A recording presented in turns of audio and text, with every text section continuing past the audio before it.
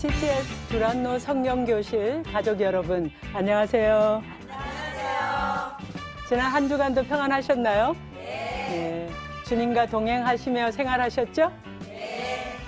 네, 저는 해플 트리니티 신학대학원 대학교 이정숙 총장입니다.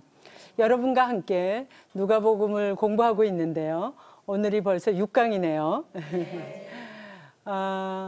지난 시간에 저희가 예수님께서 시험을 받으시고 또 그러나 이기시고 또 사역을 이제 시작하셨다, 그렇게 배웠습니다. 예수님께서 사역을 시작하셔서 얼마나 열심히 사역을 하셨는지, 정말 여러 회당을 돌아다니며 전도하셨다고 그렇게 얘기했고, 또 그 소문이 사방에 퍼졌어요. 그래서 사람들이 누가가 그 기록을 많이 하고 있어요. 예수님께서 이렇게 사방에 다니셨다는 걸 의미하기도 하고, 또 사방에 예수님이 소문이 퍼졌다, 그런 얘기도 많이 강조하고 있습니다. 그래서 예수님께서 이미 이렇게 사역을 많이 하시다가 보니까 바쁘셨을 것 같아요. 그죠? 네, 전도도 많이 하시니까 사람들도 많이 만나신 거고, 또 예수님께서 가르치시는데 가르치시는 것이 좀 예사롭지가 않은 거예요. 그래서 이제 갈릴리에서 나사렛에서 우리 지난 시간에 했던 거를 조금 다시 돌아가 보면, 나사렛에서 회당에 들어가서 이사야서 말씀으로 성경을 읽고 가르치셨을 때에 그 나사렛 회당에 모였던 사람들이 저 친구가 누구야? 마리아의 아들 그 목수 예수 아니야? 그죠? 그렇게 얘기하죠. 요셉의 아들 예수가 아니야? 또 형제들 이름을 쫙 대면서 야고보, 시몬, 유다의 동생이 아니야? 동생이지, 형님이 되겠죠. 네, 그들이 동생이고, 또 저들의 누이를 내가 알고 있는데, 이런 식으로 사람들이 얘기하면서 놀라는 거죠. 도대체 그 예수가 저 예수인데 오늘 어떻게 저렇게 말씀을 잘 가르친단 말인가, 그런 이제 놀라움이 있었습니다. 예수님께서 지금 이 누가복음에서 특별히 또 강조하고 있는 것, 예수님의 오심이 이스라엘만을 위한 것이 아니요, 유대인만을 위한 것이 아니요, 만민의 빛이 되기 위해서, 이방의 빛이 되기 위해서, 그죠? 열방의 구원을 이루기 위해서 오신 거잖아요. 그러니까 그런 얘기를 굉장히 누가는 굳이 강조하고 있는 거죠. 왜냐하면 그게 예수님이 오신 목적이고 너무나 복음서가 나누고 싶은 중요한 메시지이기 때문에 그렇게 하고 있는데, 이스라엘 사람들은 구약에서 나오는 말씀을 전해도 기분이 나쁜 거예요. 자기가 이스라엘 사람인데, 예수가 같은 고향에서 온 고향이 동양 사람인데, 어떤 분은 예수 그리스도가 아주 아기 때부터 본 사람도 있고 나이가 더 많으신 분도 계셨겠죠. 근데 청년 예수가 와서 말씀을 잘 전하는 것까지는 좋은데, 근데 이스라엘에게만 구원이 있는 게 아니라 이방에게 오히려 더 구원이 있을 수 있다는 것을 강조하는 것이 영 기분이 나빠서 그를 죽이고자 합니다. 그래서 정말 여러분 성경 기록에 보면 좀 끔찍한 기록이지만 4장 마지막 절에 보면 예수님을 이 골짜기로 끌고 가서 이 꼭대기에서 이렇게 밀어 낭떠러지로 떨어뜨리려고 하는 그런 시도가 있었어요. 근데 이런 시도는 사실은 이제 이스라엘 유대인들이 나중에 가서 예수님을 십자가에 못 박여 죽이기까지, 예수님을 죽이지 못해서 안달이 나는 그런 유대인들과 종교 지도자들의 모습을 이미 암시적으로 보여주는 거라고 할 수 있습니다. 네. 그런데 여기서는 이제 예수님이 아직 죽으실 때가 아니기 때문에, 십자가에 달려 돌아가실 때 예수님이 언제든지 다시 사실 그때 십자가에 죽지 아니하고 사실 수 있었죠. 그렇죠? 다 십자가를 그냥 휙 뛰어내리실 수도 있었고, 매를 맞지 않으실 수도 있고, 그러실 수 있는 능력의 분이시지만 그렇게 하지 않으셨던 것은 예수님께서 그때에 죽으셔야만 했기 때문에, 구원을 이루기 위해서 그러셨다라면, 이때는 예수님이 돌아가시면 안 돼요. 이제 막 사역을 시작하신 거예요. 그래서 굉장히 재밌는 기록인데요. 4장 30절에 보면은요, 29절에 이제 그 동네가 건설된 산 낭떠러지에 끌고 가서 밀쳐 떨어뜨리려고 그렇게 했다라면, 예수께서 그들 가운데로 지나서 가시니라, 이런 말씀들이 있어요.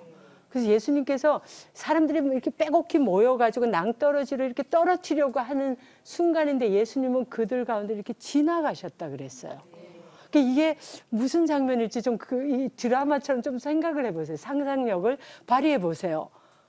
굉장히 특이한 장면 아니에요? 사람들이 막 흥분한 폭도들이 지금 예수님을 죽이려고 하는 겁니다. 그런데 예수님은 슥 지나가시는 거예요.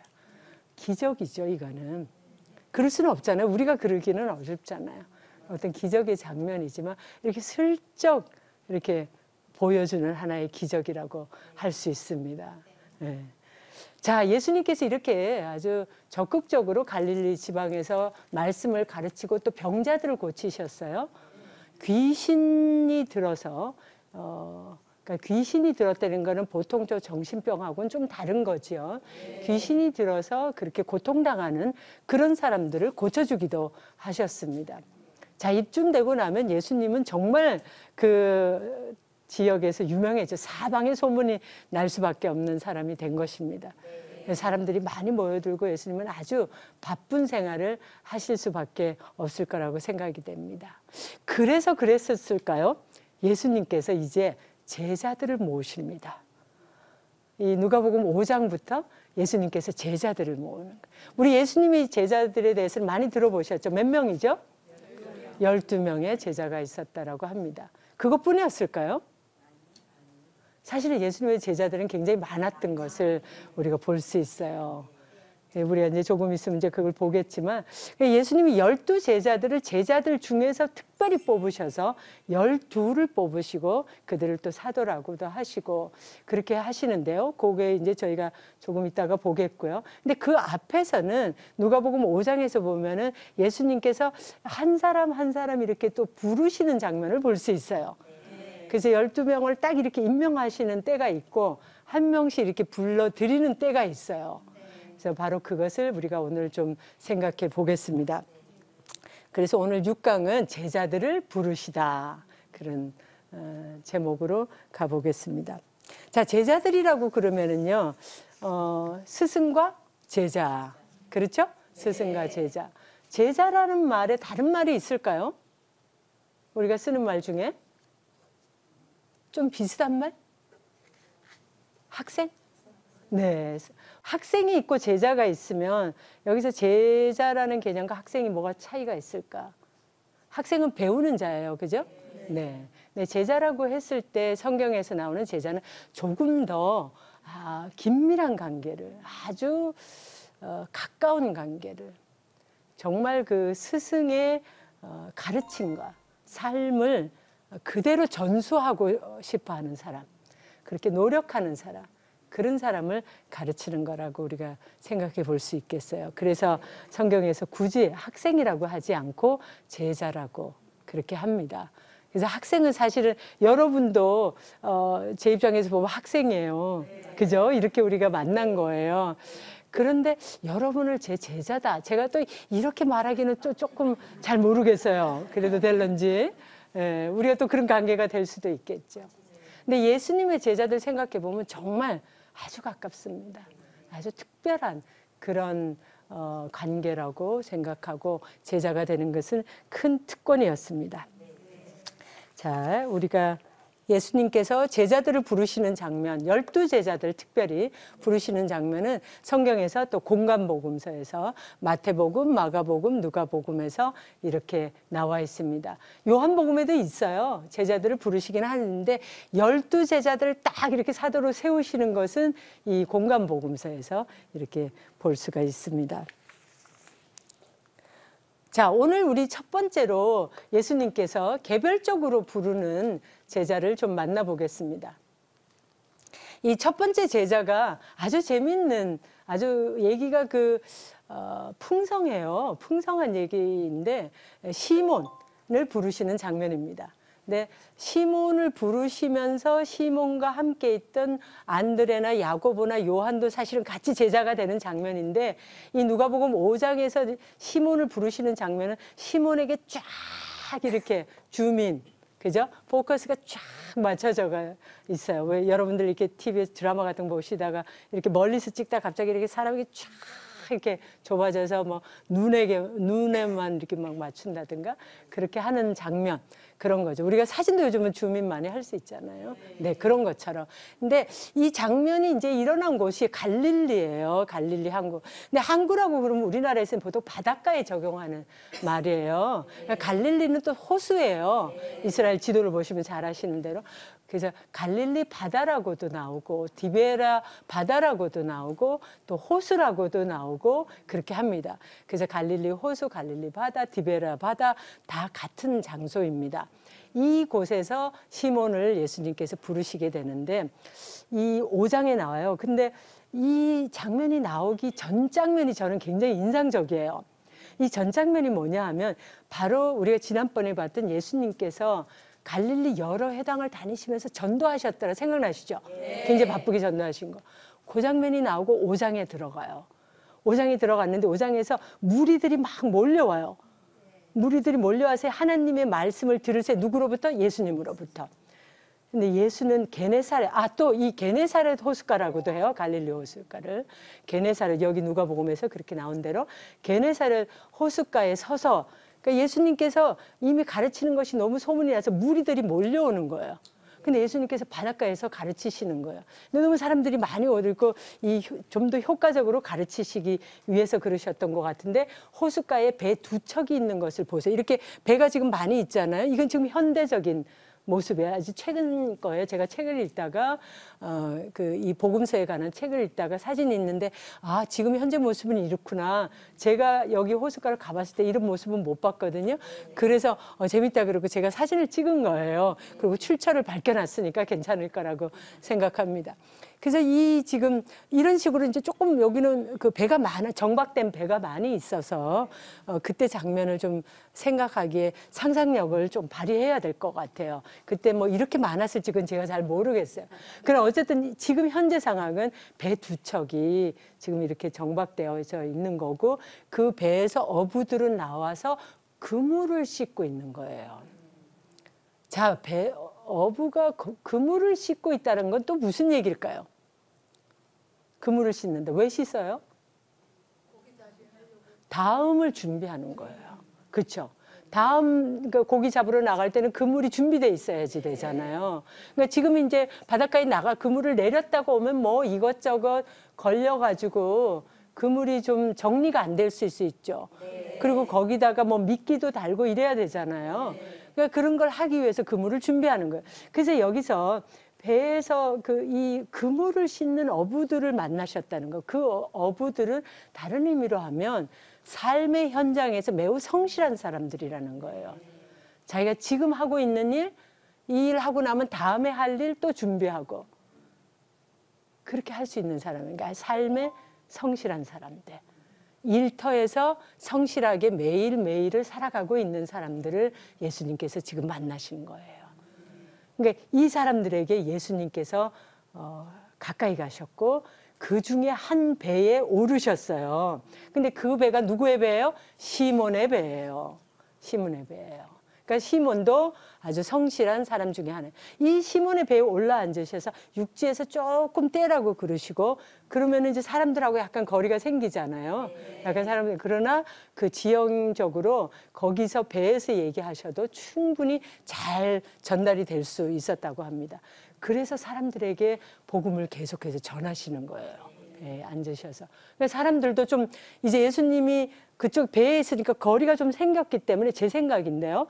오히려 그 호숫가에 사람들이 막 서서 이렇게 안 해도 되고 편안하게 좀 앉아도 됐을 것 같아요.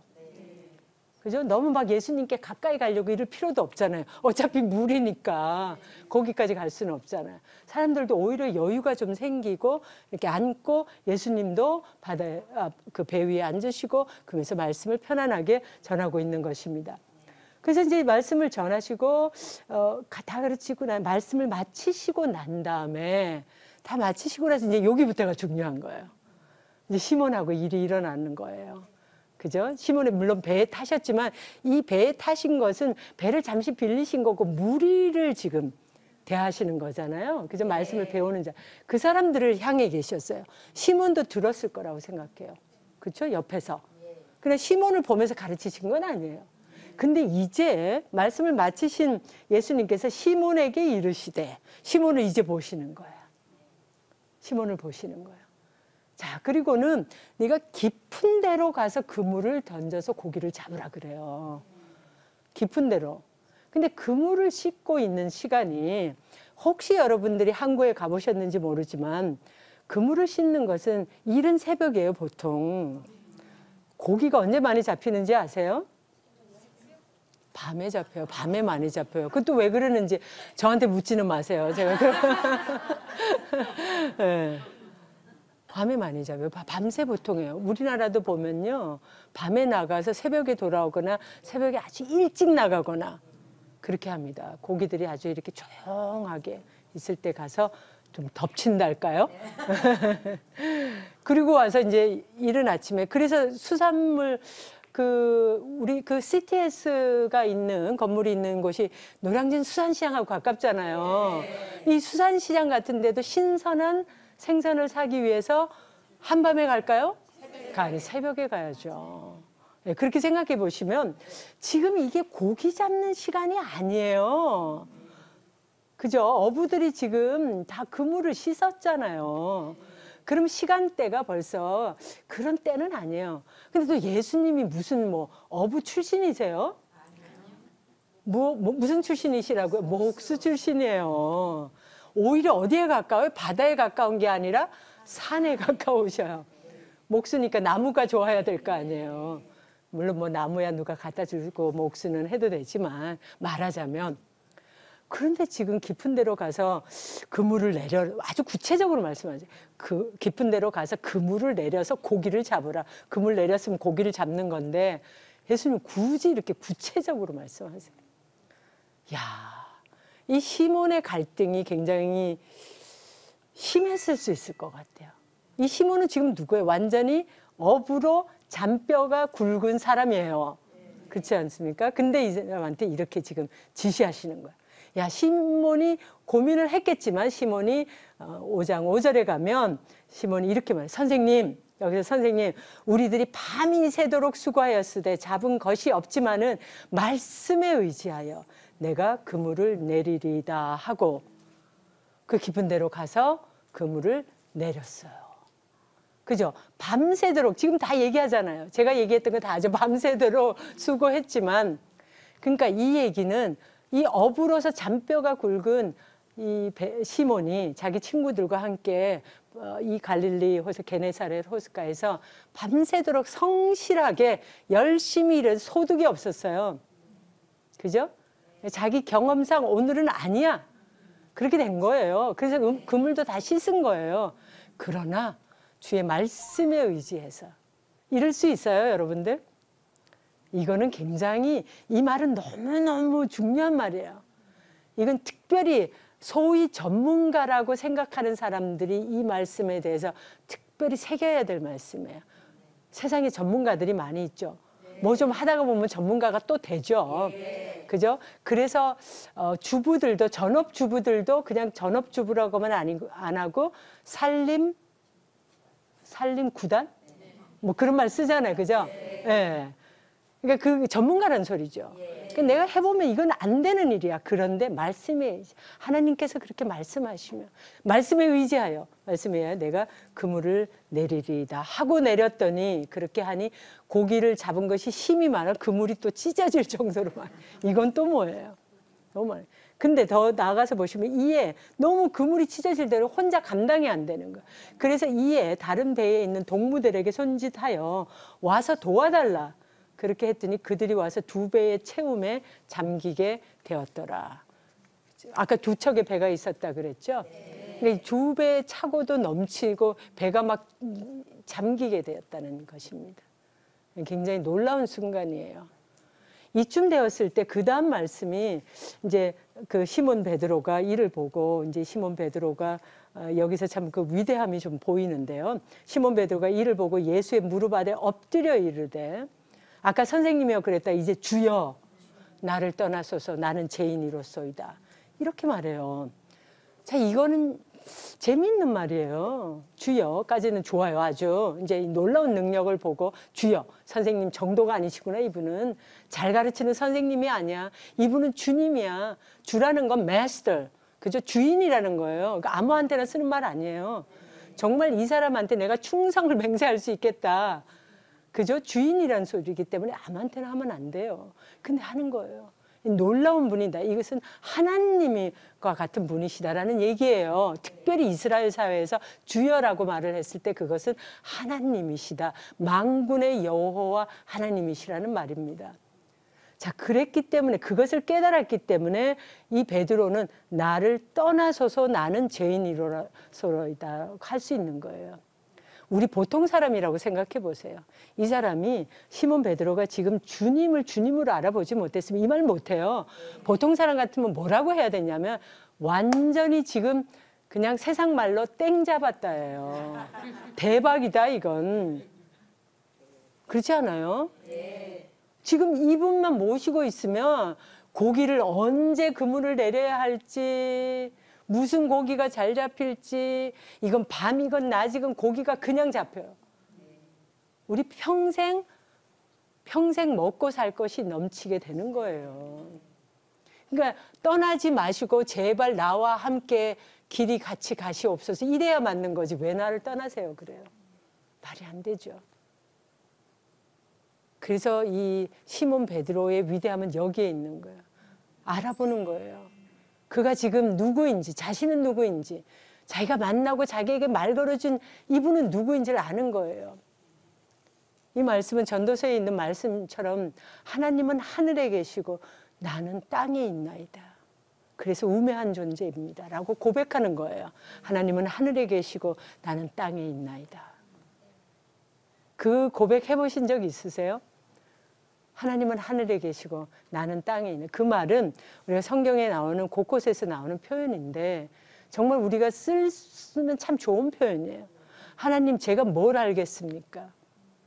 제가 땅에 있어서 우매합니다. 땅에 있어서 연약할 뿐입니다. 보는 것이 제한됩니다. 그러나 하나님은 하늘에 계시고 하나님은 다 보시고 이 일의 시작과 끝이 어떻게 될지 아시고 제가 우리 애 때문에 죽겠는데 남편 때문에 죽겠는데 아내 때문에 죽겠는데 회사 때문에 죽겠는데 사업 때문에 죽겠는데 그러나 하나님은 하늘에 계시고 역사를 주관하시고 섭리하시고 처음부터 끝까지를 보시고 옛날부터 지금을 보시고 다 보시는 하나님이 저를 좀 도와주세요. 그 말이에요. 하나님은 하늘에 계시고 나는 땅에 있네. 지극히 겸손한 표현이에요. 지금 시몬 베드로는 그걸 아는 사람이에요. 야, 이분은 하늘에 계신 분이고 나는 땅에 있는 존재인데 내가 감히 이분을 만나서 내 배에 모시고 있다니. 지금 이 상황이 어떤 상황이에요? 이 배가 지금 물고기가 가득 차갖고 막 물 이렇게 지금 잠기고 있는 배예요. 빨리 이거 안 하면 어떻게 돼요? 배 잠기는 거예요. 자, 그 정도뿐이에요. 물고기를 이렇게 많이 잡아놨으니 냄새가 아무리 물고기가 신선해도 비린내가 나는 건 나는 거죠. 생선 냄새가 진동을 하고 있는 상황입니다. 아주 삶의 현장이에요. 냄새가 넘치고, 그죠? 코끝에 정말 진동을 하고 있고, 그리고 막 이 배는 막 그냥 잠기고 있고 어쩔 줄 몰라 하는 이 상황. 아주 삶의 현장, 우리 일터의 현장 속에 우리와 함께 계신 시몬 베드로 함께 계신 이 예수 그리스도를 향하여서 이 시몬 베드로는 주님을 인정하는 거예요. 인정하고 주님 너무 제가 죄인입니다. 주님을 보니 내가 죄인입니다. 이렇게 하는 거예요. 이 장면은 마치 뭐와 같냐면 이사야서 6장에 보시면 이사야 선지자가 정말 환상을 보는 거죠. 성전에서 있는 환상을 보는 것인데 성전에 하나님의 그 임재가 나타나는 것을 보게 됩니다. 천사들이 막 만군의 여호와를 찬양하는 노래소리가 넘치는 것을 듣게 됩니다. 그때 이사야가 와, 내가 이런 장면을 보다니 이러지가 않고요. 내게 화로다. 오호라 내게 화로다. 내가 이제 화를 당하였다. 그렇게 얘기합니다. 나는 입술이 부정한 사람이요. 내가 입술이 부정한 백성들 중에 거하고 있는데 만군의 여호와 하나님을 내가 배웠도다. 이렇게 얘기합니다. 그래서 우리가 하나님을 직면한다라는 것, 우리가 사실은 뭐 하나님을 직면한다라는 것이 어떤 우리 눈으로 이렇게 보고 그런 경우는 많지는 않습니다. 가끔가다 그런 영광의 기회를 얻는 사람들이 있지만 정말 그런 기회들을 이렇게 현실적으로 우리가 많이 갖고 있지는 않습니다. 그러나 우리가 하나님을 대한다라는 건 말씀을 통하여서 날마다 하나님 앞에 우리가 설 수 있는 것입니다. 이 하나님 앞에 설 때 우리가 하나님 앞에 드려야 되면 주여 제가 죄인입니다. 그 말씀입니다. 여기서 떠나소서라는 말은 정말 가세요.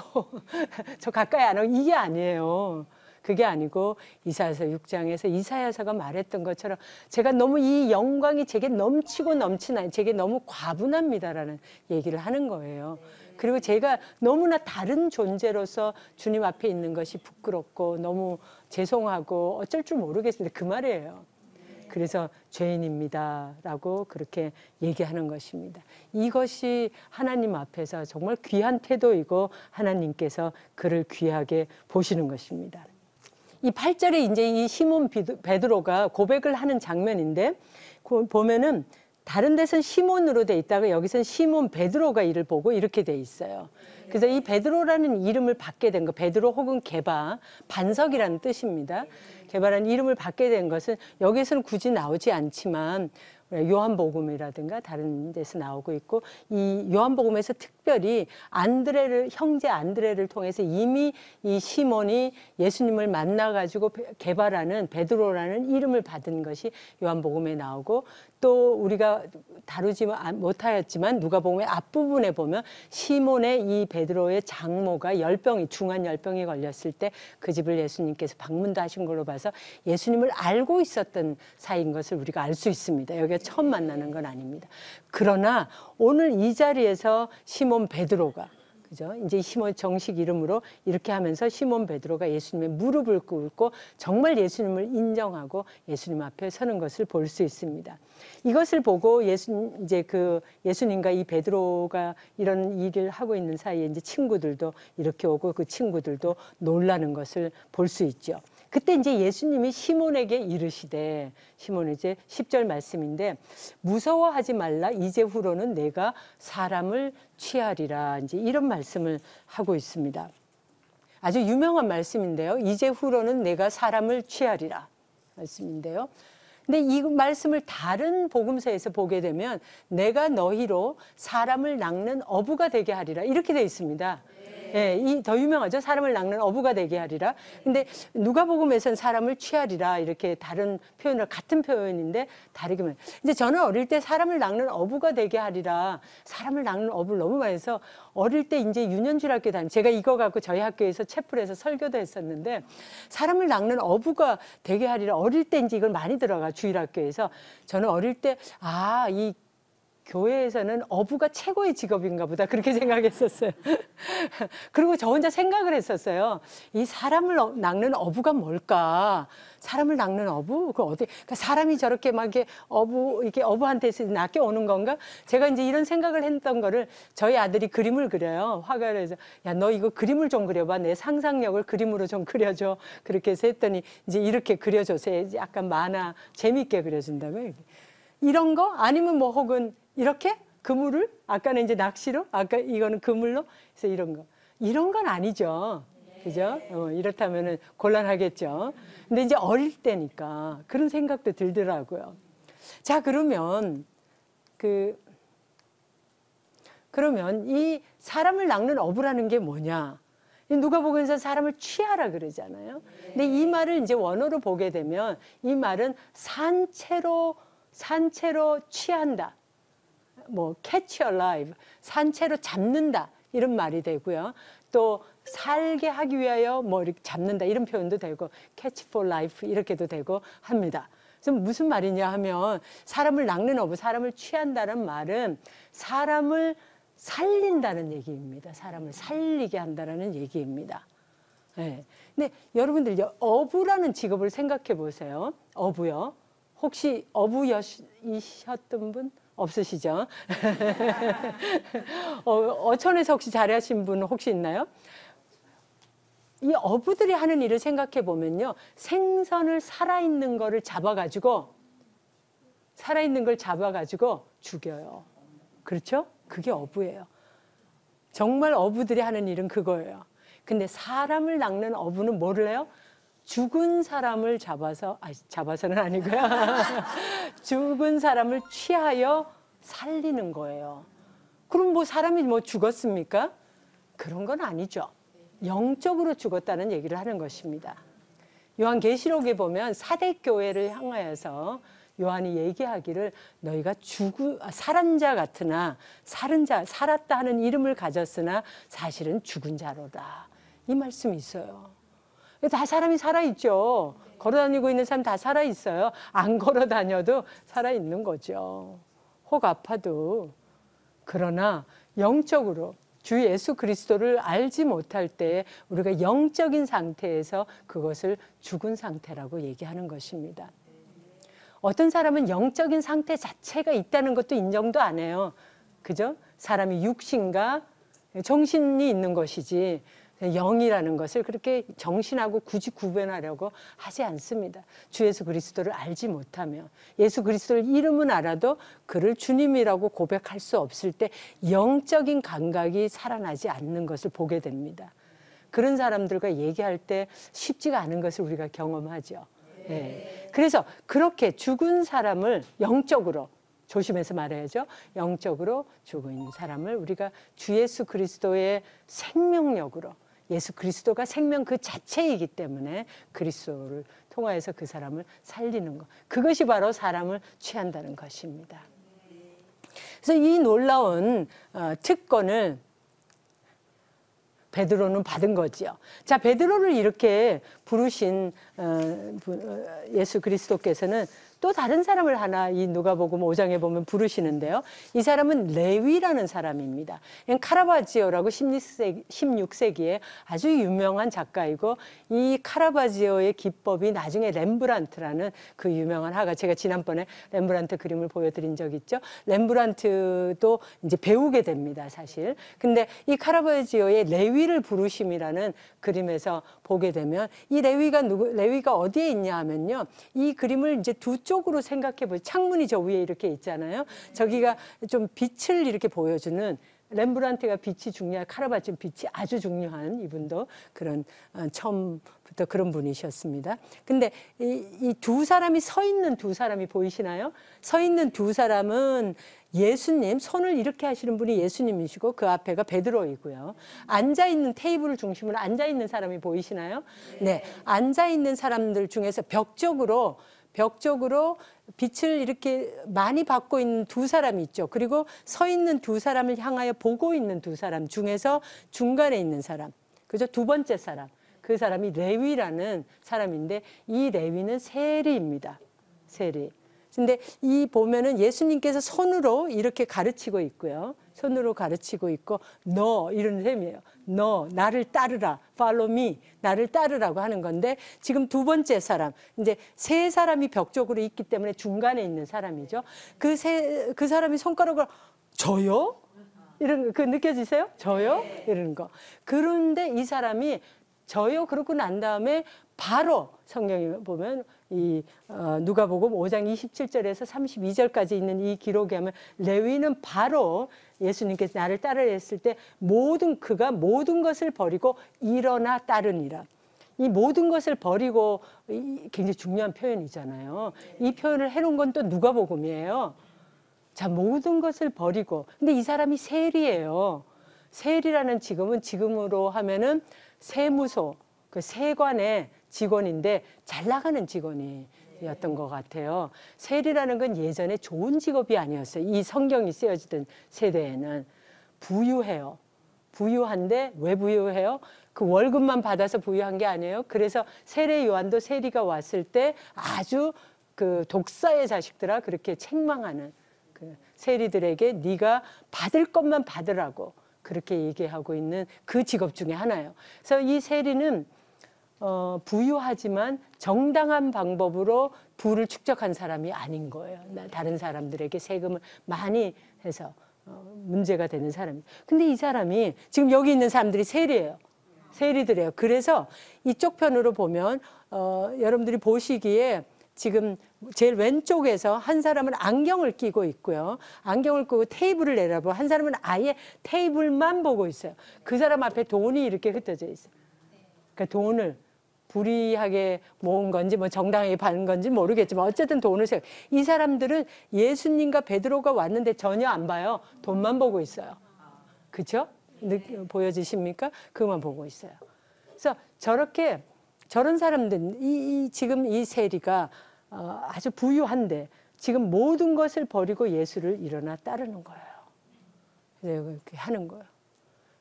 그것만 한 게 아니라 레위는 이 레위가 사실은 마태예요. 마태복음의 저자 마태예요. 근데 이 레위가 예수를 위하여 그 다음 절에 보면 자기 집에서 큰 잔치를 베풀어 갖고 자기 친구 세리들을 다 집에 초대했어요. 그 큰 잔치를 베풀어요. 그래서 예수님의 제자들도 거기 가서 대접을 좀 받은 것 같아요.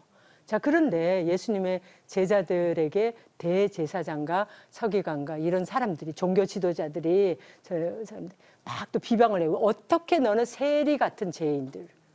그죠? 세리는 당시의 사람들이 가장 싫어하는 직업의 사람들, 일반 백성들 입장에서는. 불의한 사람들이니까. 장인의 것을 정당하지 않게 빼앗아가는 사람들이니까. 언제 저 사람들, 뭐 흔히 하는 말로 뜯길지 모르니까. 네. 그래서 싫어하는데, 근데 저런 세리와 죄인과 함께 네가 먹고 마시느냐 이렇게 예수님한테 직접 안 하고 제자들한테 이렇게 하는 거예요. 그러니까 예수님께서 건강한 자에게는 의사가 필요 없고 병든 자에게라야 필요하다. 그죠?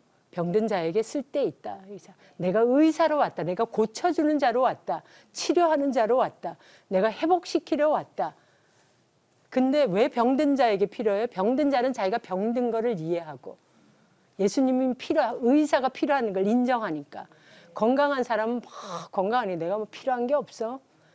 자기가 다 가졌다고 생각하면, 그래서 건강하고 잘 나가시고 또 뭐 많이 가지시고 모든 게 어려운 게 없는 분들은 정말 예수님을 인정하기가 쉽지가 않죠. 죄인이란 말이 이해가 안 되잖아요. 그죠? 그래서 예수님께서 이런 말을 한 겁니다. 세리와 같이 마음이, 근데 사람이 잘못하면서도 다 양심이 찔리거든요, 사실은. 자기가 잘못하는 줄 아는데 이게 하던 버릇이 있어서 또 하던 대로 하지 않으면 자기가 또 어떻게 살겠어요. 그래서 계속 그것을 떠나지 못하는 경우도 있어요. 그러나 삭개오처럼 이 레위도 결심한 거죠. 모든 것을 버리고, 삭개오보다 더하죠. 모든 것을 버렸으니까 모든 것을 버리고 예수님을 따르기로 하는 것입니다. 이건 대단한 결심입니다. 왜냐하면 어부가 모든 것을 버리고 예수님을 떠나는 건, 아까 전에 시몬도 모든 것을 버리고 예수님을 따라요. 그 친구들과 함께 그렇게 하는데, 근데 어부라는 직업은요, 생각해보면 이 급한 일이 생기면 다시 가서 하면 돼. 그죠? 기술이니까. 근데 세리는 직위잖아요. 한 번 나오면 못해요. 그리고 다 이렇게 했잖아요. 그래서 예수님의 제자들도 예수님 돌아가시고 나서 다시 바닷가에 가서 어부했잖아요. 세리는 못했을 것 같아요. 그렇지 않습니까? 이 직업의 성격. 그래서 이 사람이 모든 것을 버렸다라는 것은 사실은 굉장히 많은 것을 주 예수 그리스도를 인정하고 내놨다. 겸손히 주 예수 그리스도를 따랐다라는 말이기도 합니다. 자, 이렇게 예수님께서 개별적으로 제자들을 부르신 장면들을 보여주고 나서 6장에 가게 되면 예수님께서 이제 12 제자, 이 예수님의 함께 항상 다니는 하나의 그 예수님 사단, 요즘 말로 하면은, 그죠? 그런 예수님과 함께하는 그 그룹을 만드시는 것을 볼 수 있습니다. 아주 12이라는 것은 중요한 숫자입니다. 이스라엘에게 있어 12지파. 그래서 어떤 이 모든 12지파가 모든 곳으로 흩어져서 어떤 면에서 온 백성, 모든 백성, 또 온 세계 모든 사람을 가르치는 어떤 상징적인 숫자라고 할 수 있겠습니다. 그래서 12를 예수님께서 특별히 부르시는데, 부르시기 전에 예수님이 밤이 새도록 또 기도하시고, 그리고 제자들을 부르셨는데 그 중에서 12를 택했다 그랬어요. 그래서 아까 우리 얘기한 대로 예수님의 제자는 12보다 더 많다. 그러면서도 12 제자가 또 있다. 그 12 제자에게는 또 특별한 말로 사도라는 말이 있다. 그런 겁니다. 사도라는 말을 보내심을 받은 자라, 아포스톨로 해서 보내심을 받은 자라고 그렇게 할 수 있습니다. 자, 이 사도들의 이름을 우리가 한번 빠르게 보면요. 시몬 베드로, 안드레, 야고보, 요한. 그래서 이 사람들은 어부 출신인 게 확실하고요. 빌립, 바돌로메, 나다니엘, 빌립하고 나다니엘에게는 다 요한복음에 보면 부르심이 있습니다. 마태가 있는데 마태는 세리였고 또 레위라는 이름으로 나오는 걸 알 수 있고, 도마 아시죠? 그 유명한 예수님의 자국을 굳이 만져보았던, 네. 또 야고보가 있고요. 앞에도 야고보가 나왔지만 다른 야고보, 그래서 알페오의 아들로 나오고요. 시몬이 있고, 시몬 베드로였죠. 앞에는, 여기는 그냥 시몬. 또 유다가 있고요. 또 유다가 있는데 두 번째 유다는 가롯 유다 해서 예수님을 팔았던 그 가롯 유다가 있습니다. 자, 이렇게 12명의 제자가 있는데 가롯 유다가 예수님을 배반하고 결국 그 죄책감을 이기지 못하여 스스로 목매어 죽습니다. 그죠? 그랬기 때문에 나중에 사도행전 시작에 보게 되면 사도행전 시작에서 우리 중에 한 명이 갔다. 크게 잘못하고 갔는데 이제 한 명을 보충하여서 우리가 주께서 우리에게 부탁하신 일을 계속해서 해나가자 해서 제자 한 사람을 보충합니다. 그래서 보충해서 들어온 사람은 마띠아라는 그런 제자입니다. 자, 이렇게 해서 12명의 제자들을 통하여서 예수님께서 함께 사역하시는데, 생각해 보면 이건 굉장한 특권이에요.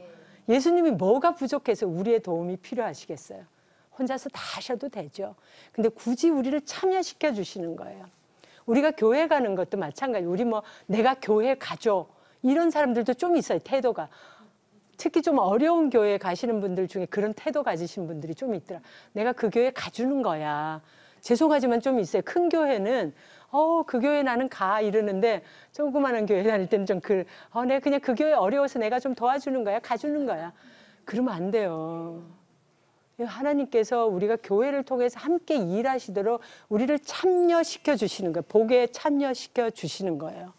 그래서 예수님께서 제자들을 부르신 것도 혼자 하셔도 되지만 굳이 12를 부르셔서 함께 일하시고 계속 그들을 통하여 더 일하게 하시는, 우리가 참여할 수 있는 특권을 나눠주시는 거예요. 그래서 이 마가복음에도 보시면 예수님께서 왜 제자들을 부르시는가가 더 구체적으로 나오는데, 12를 세우셔서 자기와 함께 있게 하시고, 예수님과 함께 있어요. 우리가 제자라고 하려면 주님의 말씀을 통하여 함께 있어야지 돼요. 또 보내서 전도도 하며 전도해야 돼요. 예수님도 하셨잖아요. 그죠? 근데 귀신을 내쫓는 권능도 가지게. 예수님의 제자들 그랬죠. 생각나시죠? 베드로와 요한이, 그죠? 사람들을 낫게 하고 또 귀신도 쫓고 그런 것들이 있잖아요. 실제로 이런 능력을 지금도 갖고 계신 분들도 계세요. 그러나 모두가 갖고 있지는 못하지만 우리가 필요하다면 주께서 그런 능력도 또 허락하시겠지요. 그러나 어쨌든 우리에게 중요한 것은 우리가 제자로 불림받았고 또 12 제자들의 모범을 보면서 우리도 제자가 될 수 있는 그 특권이 있다는 것을 기억하면서 제자의 삶을 또 여러분도 한 주간 사시기 바랍니다. 감사합니다.